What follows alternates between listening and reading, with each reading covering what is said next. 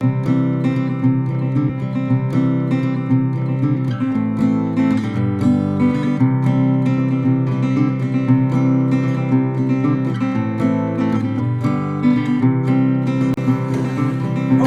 good morning. I'm Jim from the East Iowa Ski Club, and today I would like to show you a process on how to home tune your own downhill skis. The importance of tuning your skis are to help protect the skis. The bases are porous and you want to keep the edges up and the bases so that reduces friction and glides better in the snow. It also saves you some money in the long run if you tune your own skis, because taking them to a ski tuning place each time costs $50 to $100 each time, and that can add up pretty quickly. So let's get started.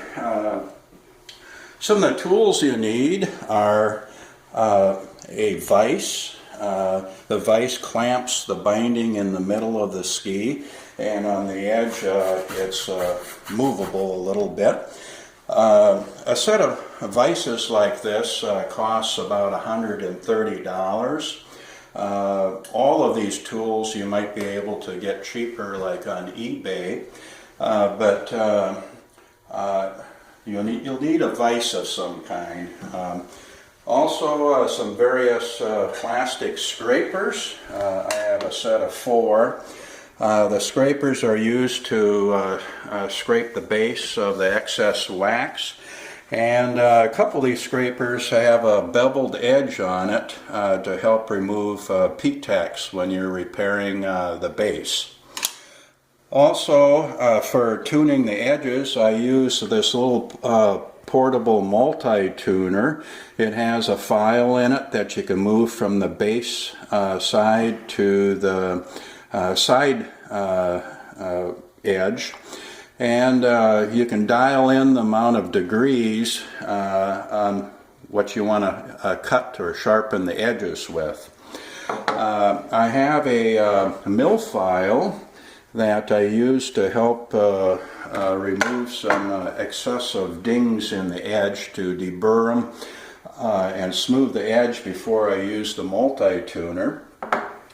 I have some small file. This is cuts the edge a little. It's a deeper cutting file that goes into the multi-tuner rather than the medium cutting file.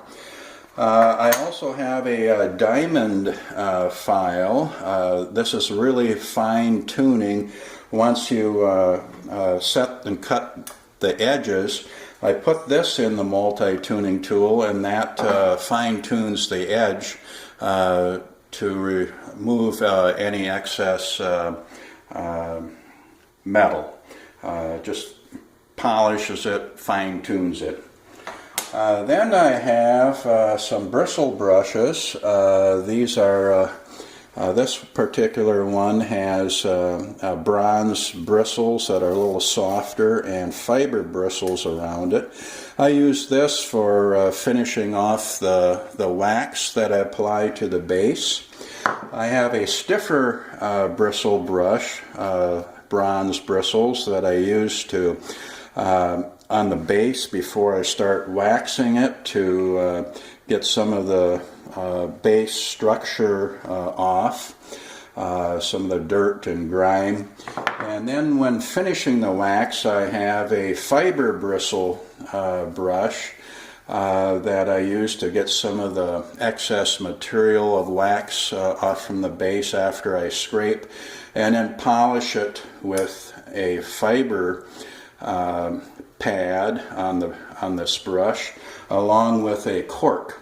You kind of polish the leftover wax on the base to a nice shine. I have some liquid citrus solution I spray the base and use a soft cloth to remove some of the impurities and top layer wax that's on the base. You can get this citrus solution from any Home Depot store or Menards, Lowe's for instance. That's all available without having to purchase from a ski tuning shop. I also have a straight edge, and this is a small square that I use on the ski when I first inspect it to see if the base is concave or convex. And when you first inspect the ski, you run the straight edge down the base. If your base is concave or convex, you should stop your home tuning of the skis and take the skis to a ski shop that has a flat base grinder to get your base square and level again. Because if you have a concave or convex base, your skis, even when you sharpen and wax them, are not going to perform very well at all. Usually a concave or convex base happens when you have skis that have had a lot of use and maybe have been sharpened quite a few times, and it's just a lot of use. The bases get into that situation. It doesn't happen very often, but good use on the ski, that will happen.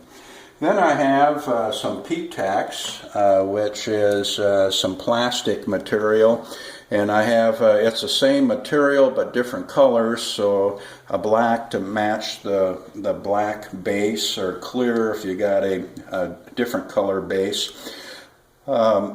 The P-Tax material here, in inspecting the skis, you can see a ding in the base. Wax will not stay in that groove on the base.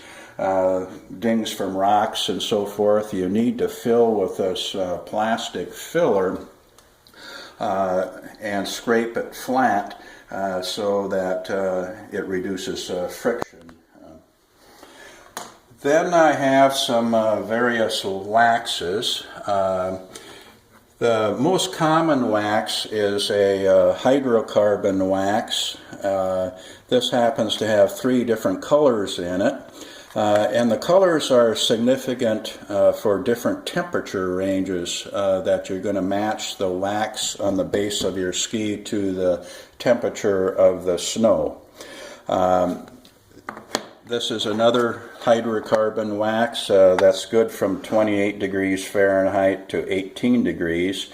It's important that you try and look at the temperature that you're going to be skiing in. Hydrocarbon wax is the most universal wax that's out there to use. It's fairly inexpensive. It's usually, for something like this, for a couple ounces of wax, it's usually less than $10, and will give you a few, or even more than a few, waxings on your skis. Then I have some specialized wax that I use for racing, and it's generally for the recreational skier. You will never need this specialized wax because it's a lot more costly. This happens to be a wax that is not just hydrocarbon, but it's got some fluorinated wax molded into the hydrocarbon wax, and it's used when you have a higher ski and higher humidity of snow. For instance, this particular wax is fastest at humidity of 35 to 70% in snow. So if you have wetter snow conditions and you want to go faster, fluorinated wax is the way to go.